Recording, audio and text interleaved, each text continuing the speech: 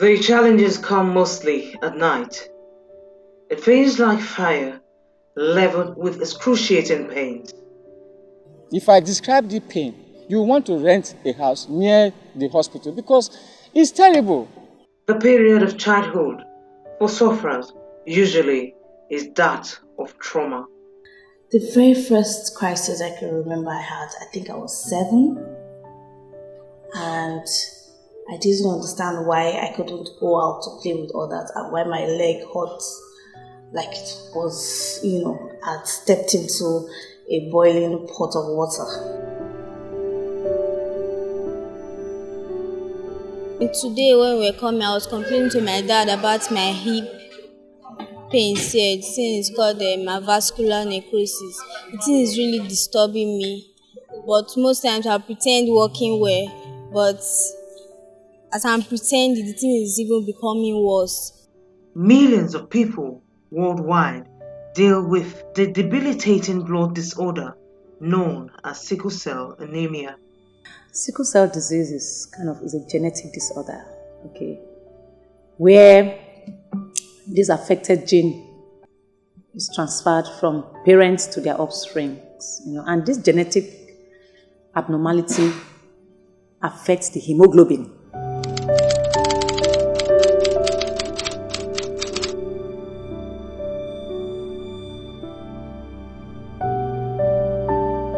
In Nigeria, there is a high prevalence of sickle cell disease. Families bear most of the burden of care for sufferers. When they go to admission, I will spend 150, 170, 120. I say, no, I cannot continue. Before I say, I want to run away. Most of us don't have anything doing because of, if they are sick now, if they have any job. Because I know of a boy that was driven out of his job because he had sickle cell anemia. He said he cannot walk. For increased survival chances, sufferers must go the extra mile, avoiding things that can cause crisis, such as extreme weather conditions and very strenuous activities. Most parents are ignorant of the complication of sickle cell. When you see your child playing in the rain, for instance, among his or her peers, a sickle cell sufferer cannot afford to enter the rain. You are playing ball with others, they will finish the ball, they will go inside, change, and they are all right. But the moment he finishes the ball, he's going to the hospital. I even went to join my mates one time. I went to swim. From the swimming pool, I got to the hospital. Crisis. I don't expose myself. I don't stress myself. I don't drink. I always take my medication, and I don't overeat. Health specialists over time insist that living with sickle cell anemia is not a death sentence.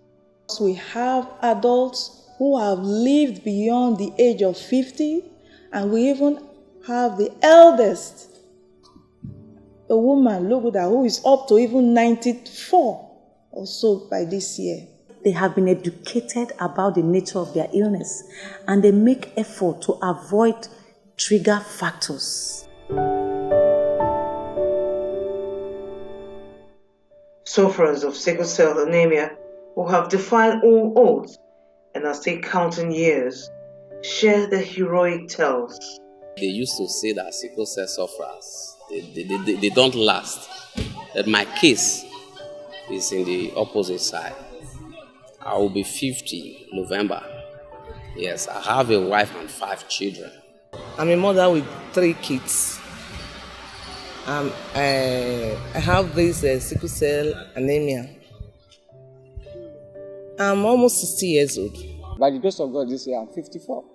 Today I'm very happy. God gave me an angel whom I have as a wife now with four children.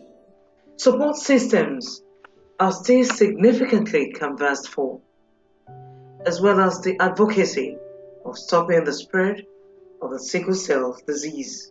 We are saying, let's address ourselves. Let's erase this thing from our world. Let me say it point blank here as a genetic, that if we prevent, if AS and AS and AS and SS stop to reproduce.